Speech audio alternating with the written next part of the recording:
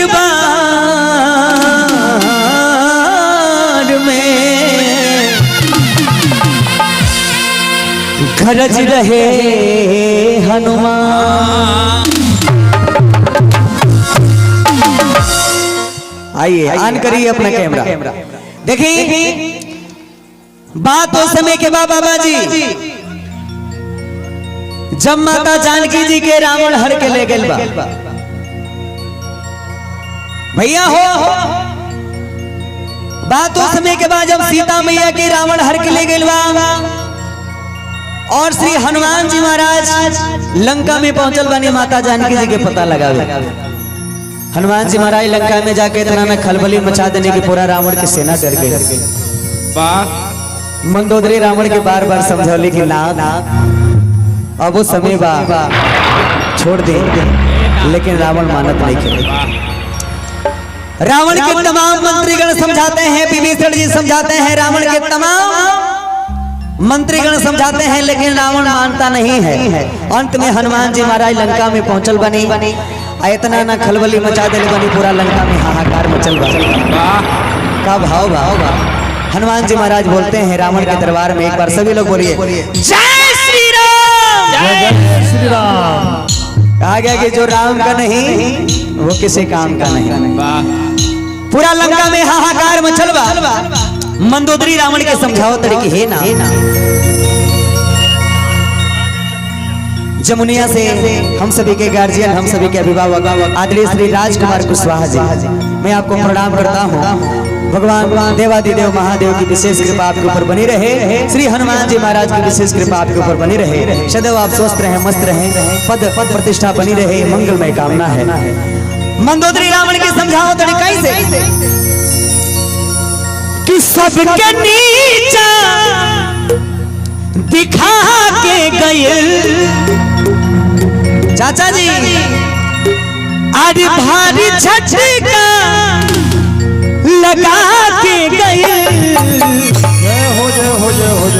आइल पल भर में एक बानरा रे अरे सगरो लंका जला के गए। मंदोदरी रावण के बार बार समझाओ तरीके है ना। अभी राम जी के कल के वो छोटा सा राम जी के दूत आइल बा त लंका में हाहाकार मचल बा। आज जहिया राम जी आए तहिया कौन दशा होई, लेकिन रावण मानत नहीं के भैया हो। का भाव कैसे भाव कि सबके नीचा दिखा के गए हो भारी झटका लगा के गए। अरे आइल पल भर में एक बानरा सगरो लंका जला के गए। बोलिए हनुमान जी महाराज की।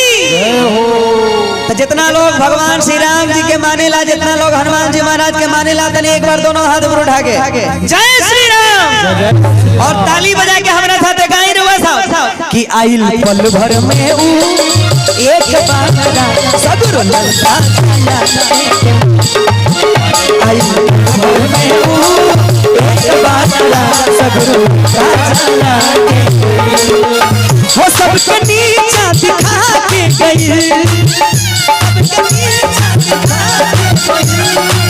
वो भारी झटका लगा के गई, लगा के गई। आइल पल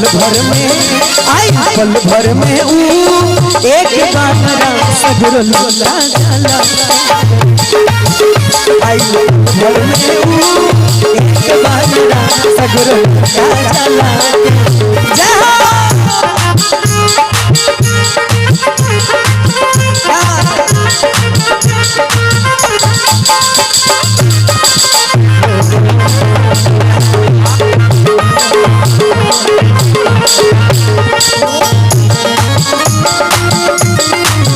कुर्सी बैठ गए, कुर्सी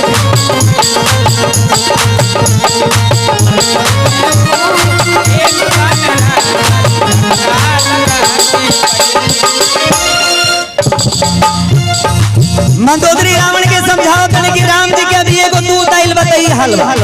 ए सामने कैमरा लगा है बाबू, जरा ये जो भी सामान आ रहा है थोड़ा पीछे से लाई है कि नहीं।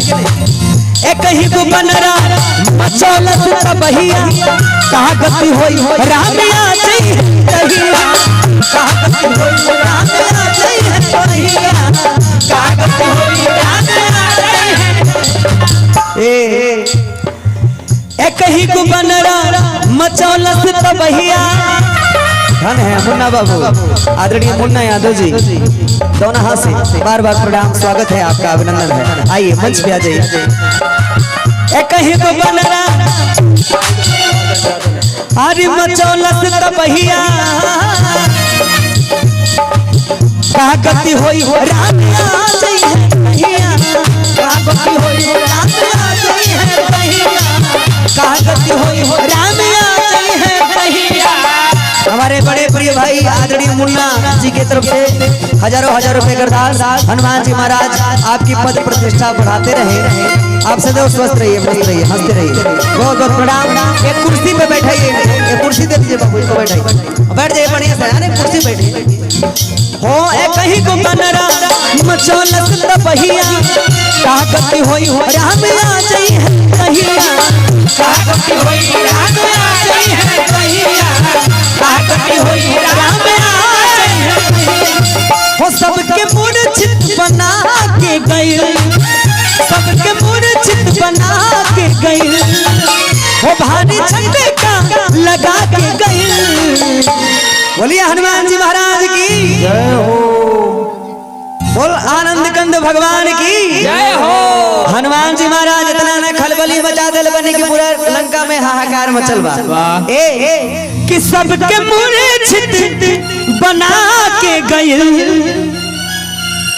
हो सबके नीचा दिखा के गए।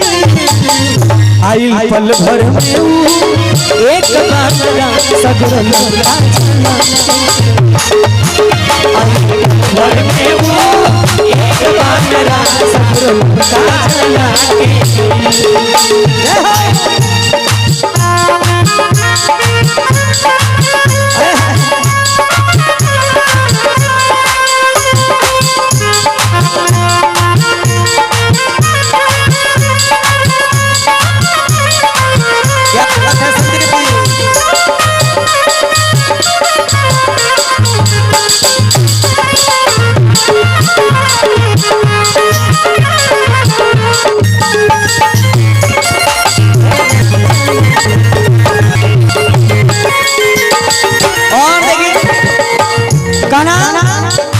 सगरो राक्षस के सेना फरार बा।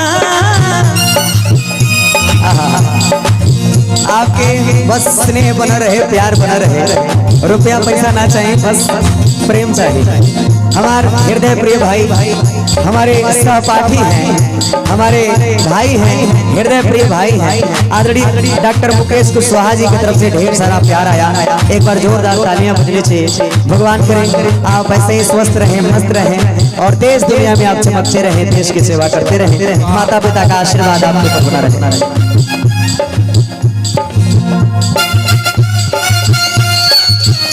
जमुनी हमारे हृदय प्रिय बड़े भाई राजकुमार कुशवाहा जी आपके तरफ से हजारों रुपए आए हैं, प्रणाम है। जमुनिया से आए हैं, अतिथि हैं इस गांव के लिए। एक कुर्सी पे इनको भी बैठाया जाए। मुकेश जी एक कुर्सी बैठाइए राजकुमार जी। और भैया आपसे भी निवेदन बा, वो बैठ जाती कुर्सी पे, सामने कैमरा चल रहा है, रिकॉर्ड हो रहा है, बैठ जाइए, कुर्सी ले लीजिए, सामने ही बैठिए, सामने बैठते, एक कुर्सी दे दीजिए। बोलिए श्री हनुमान जी महाराज की जय हो। सगरो राक्षस के सेना फरार बा, के बर दिया कहरा कुल में अंधार बा, के बर दिया कहरा कुल में अंधार बा, के बर दिया कहरा कुल में अंधार बा। हम मान सब कर घटा के गइल, मान सब कर घटा के गइल, हो सबके मूर्छित बना के गइल। एक बार हमारे जो भी माताएं बहनें आई हुई हैं, जितना भी हमारे माता जी लोग आयल बनी, हमार चाची आइल बनी सबके हम विजयदास अनमोल प्रणाम करतनी। और देखिए आज के हम सभी के गार्जियन हैं, हम सभी के अभिभावक हैं और उन माता जी के बड़े ही प्यारे हैं, दुलारे हैं आदरणीय वीरेंद्र कुशवाहा जी, आपके तरफ से ढेर सारा प्यार आशीर्वाद बार बार प्रणाम खजाना भरा रहे। एक बार सब लोग तनी बोलिए हनुमान जी महाराज की जय हो। मन सब कर घटा के गई आई पल भर में एक बानरा सगुर लंका आई पल भर में एक बानरा सगुर लंका जला आई पल भर में एक बानरा सगुर लंका